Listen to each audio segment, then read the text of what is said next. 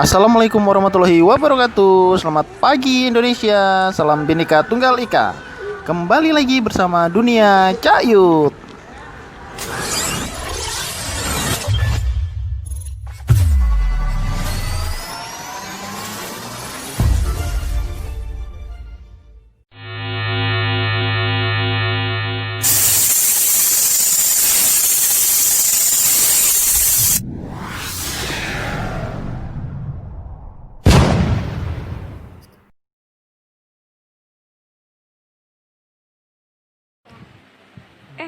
Apa Monumen Pancasila di Surabaya bukan sih?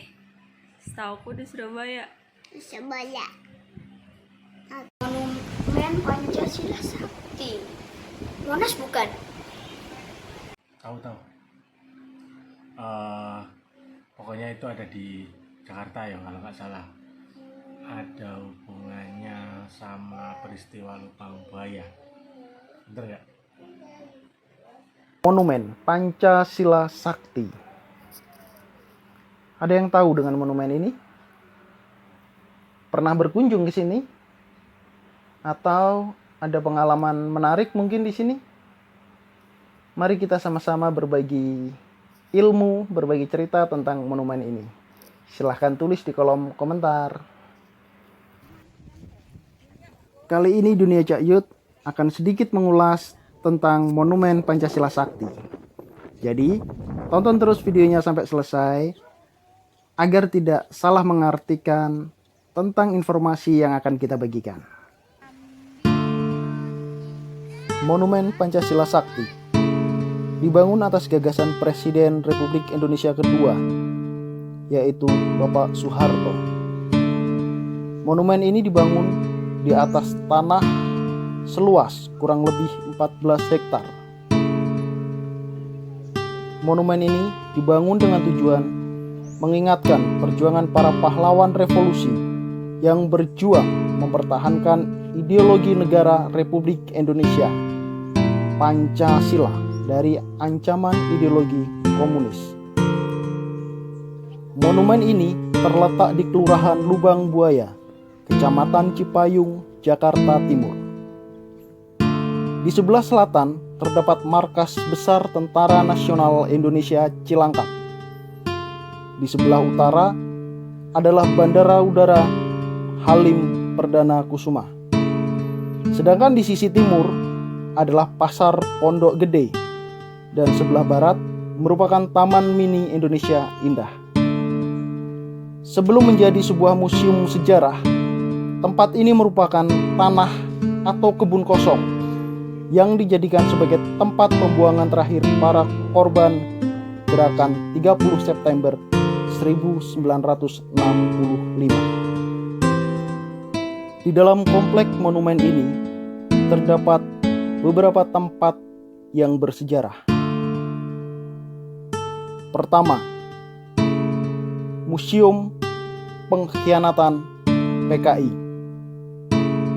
Museum Pengkhianatan PKI menceritakan sejarah pemberontakan PKI yang bertujuan menggantikan dasar negara Pancasila dengan komunis yang bertentangan dengan Pancasila. Kedua, Sumur Maut.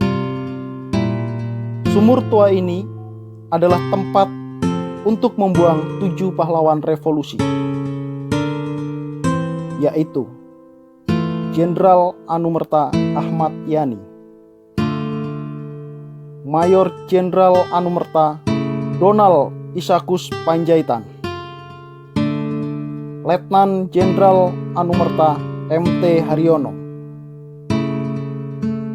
Kapten CZI Anumerta Pierre Andreas Tendean,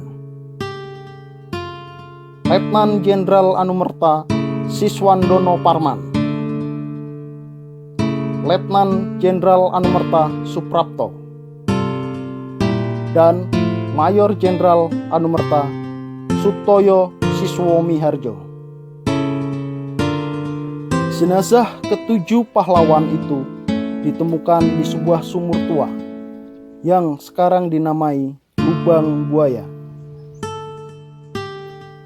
Ketiga, rumah penyiksaan.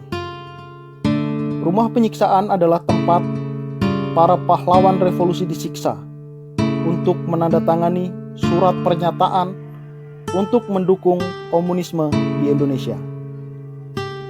Mereka disiksa sebelum akhirnya dibunuh.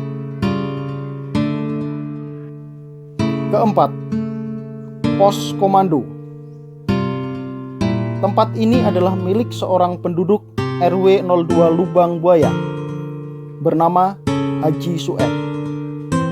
Tempat ini dipakai oleh pimpinan G30 SPKI, yaitu Letkol Untung, dalam rangka perencanaan penculikan terhadap 7 pahlawan revolusi. Kelima, dapur umum. Tempat ini sebenarnya adalah sebuah rumah yang dialihfungsikan oleh PKI sebagai dapur umum. Rumah yang statusnya milik Ibu Amroh ini dipakai sebagai tempat sarana konsumsi oleh anggota G30 SPKI. Keenam, Museum Paseban. Museum Paseban yang terletak di kompleks monumen ini diresmikan oleh Presiden Soeharto pada tanggal 1 Oktober 1981 bertepatan dengan Dwi Windu Hari Kesaktian Pancasila. Di dalam ruangan ini terdapat beberapa diorama sebagai berikut.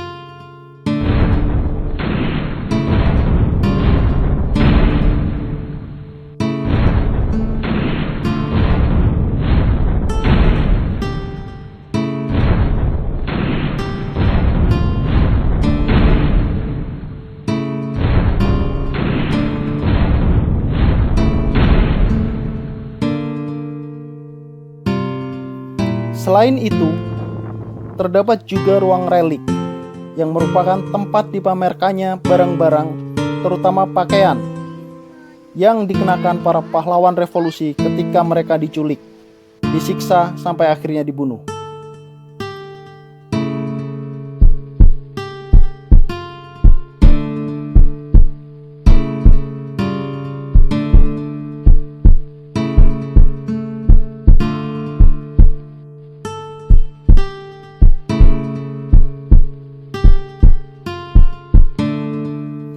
Di dalam komplek monumen ini terdapat pula ruang teater yang memutar rekaman bersejarah, pengangkatan jenazah pahlawan revolusi, pemakaman ke Taman Makam Pahlawan Kalibata, dan lain-lain.